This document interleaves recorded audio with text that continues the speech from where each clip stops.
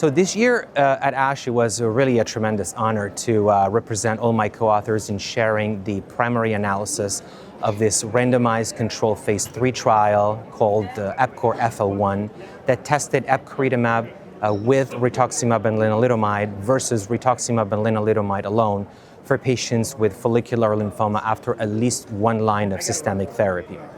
Patients with follicular lymphoma that comes back after one line of therapy are an unmet need because most patients relapse, and the likelihood of response and the duration of that response tends to shorten and lower with each subsequent line of therapy.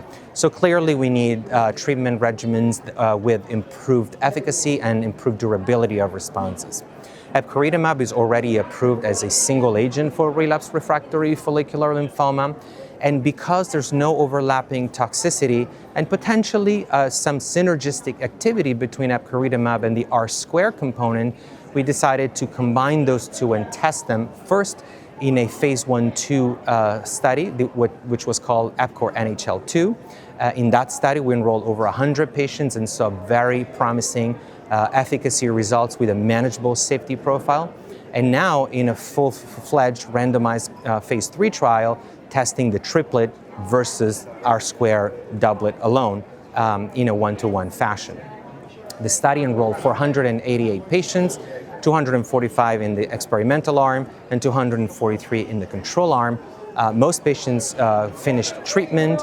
The number of patients who discontinued treatment prematurely due to progression was higher in the R² arm versus the Epcoritamab R² arm.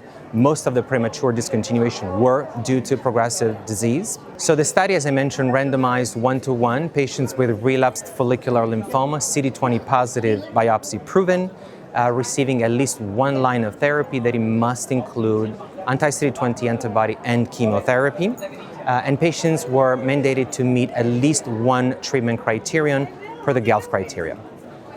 The treatment consisted in R² administered per the Augment protocol, and Epcoritamab was given weekly for the first 3 cycles and then every month, and treatment was continued up to 12 cycles, each lasting 28 days. The dual primary endpoints of the study were overall response rate and progression-free survival, both independently assessed.